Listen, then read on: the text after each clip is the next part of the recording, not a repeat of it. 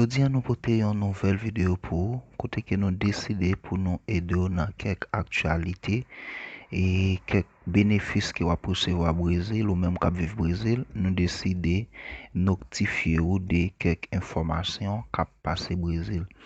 E ou menm ki ap resevo ed lan ki se yon benefis kote ki pou mouman pandemi coronavirus lan. E nou konen kote gouvernement li te pran yon desisyon pou ke li te bay yon moun 600 reais e se ke ou se chef fami kote ke ou te gen akse a 1200 reais. Nou konen benefis lan se te yon benefis ke yo te programe pou 3 mwa e apre selon jan yo vin analize jan tout bay yo pou kou fin remplase e yo te vini pou longel pou 2 mwa anko. E nan video sa nou deside pou nou notifiyo, pou nou pote, pou nou eklese ou de jan de informasyon sa yo petet ki pa arrive jwen nou. E nou gen an pil bagay nou pral pale nan video an. Premièrement nou pral pale de posibilite ke gouvernement genyen pou ke li prolonge an benefis lan jiska Desembre. Deuxièmement nou pral rappelo ke Caixa li te bloke an pil kont parce ke li te remake gen fraude. E troisièmement nou pral fò konen ke Caixa li vini yon nouvel fason pou ke ou debloke kontou si toutfwa ke kontou ta suspect de fraude. Ok? Nou ap diyo benefis sa ke yo prevoa, yo ap travay, donk se pa yon bagay ki fin asire, se gouvernement, se tout parti, tout departement, lopran senateur, depute, tout mese sa yo ap travay pou yo we eski yo te kapab prolonge benefis lan jiska Desembre.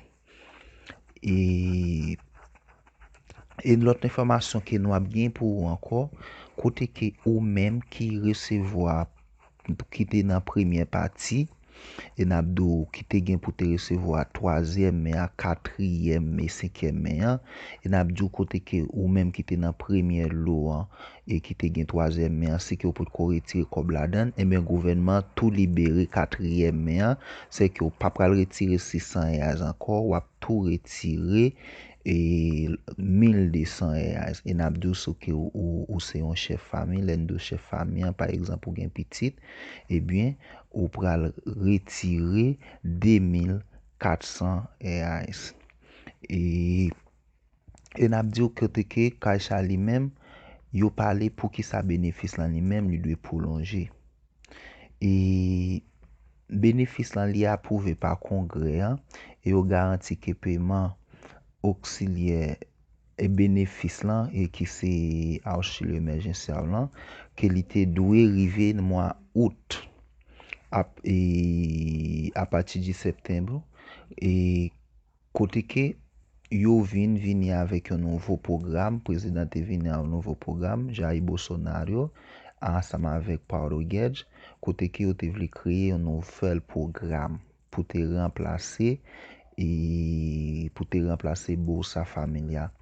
E kote ke yo te vle pou yo te stoppe benefis ki se 600 reais yo ta presevoa pou yo te remplase l pa Renda Brasil.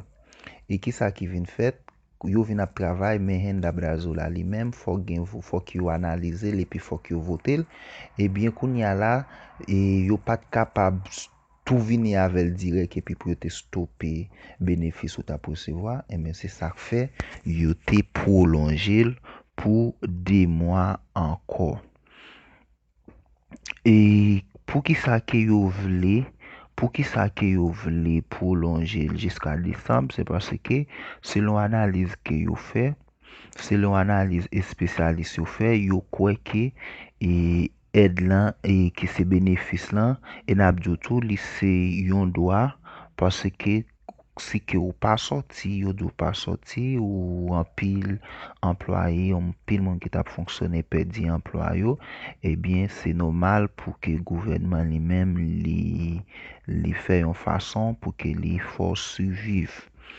Et selon des spécialistes, yo croient que et bénéfice lan li de prolonger jusqu'à décembre avec un valet qui pi petit que 500 real. C'est que, ça veut dire que li possible pour bénéfice là c'est 400 ou 300.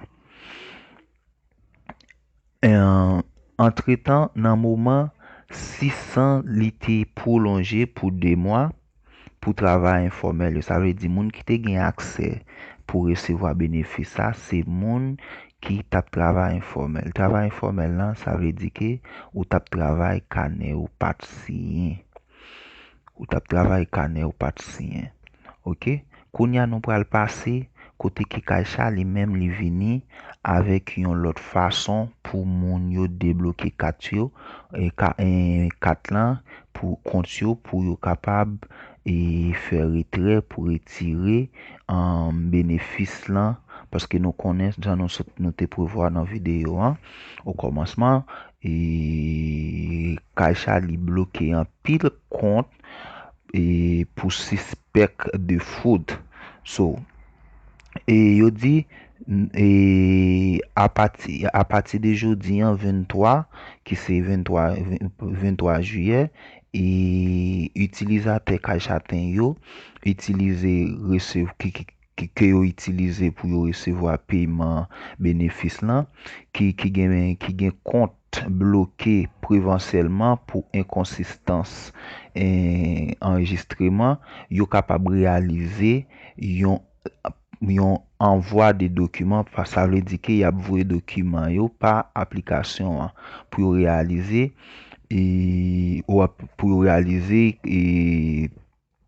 déblocage carton hein, et comme on t'a dit ça veut dire que vous avez un intervalle dans jour ou 24 heures de temps ça veut dire dans tout jour hein, vous êtes capable voyer document ba yo pour yo capable yo même et faire nécessaire. OK, yo dit nan ka compte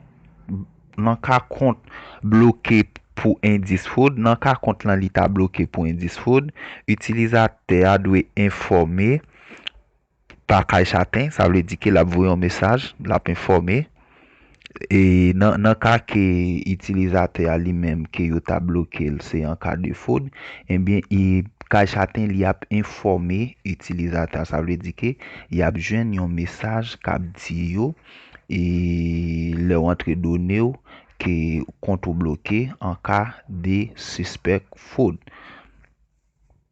J'en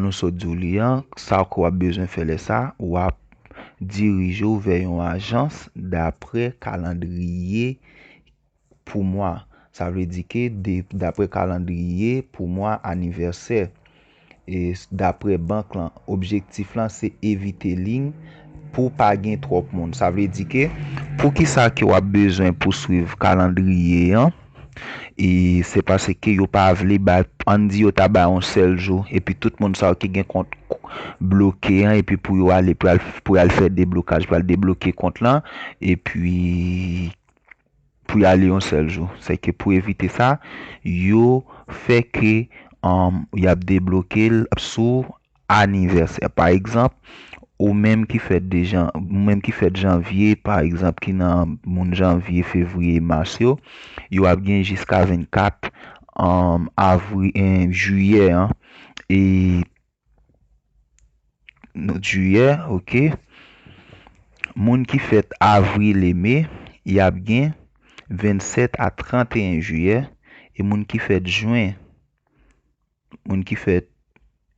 et juillet il y a bien de 3 à 7 août et moun qui fait août, septembre, octobre, il y a bien c'est 10 à 14 août pour faire déblocage carton yo et moun qui fait novembre et décembre, il y a bien pour yo aller pour faire déblocage c'est de 17 à 21 août.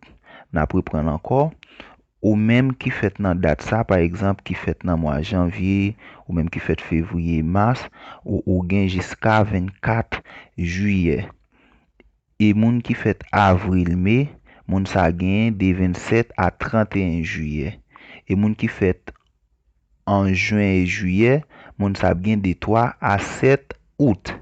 Moun qui fait août, septembre, octobre, moun sa gain de 10 à 14 août. Moun qui fait novembre et décembre, et moun sa yo y a bien c'est de 17 à 21 août. Ou banque là.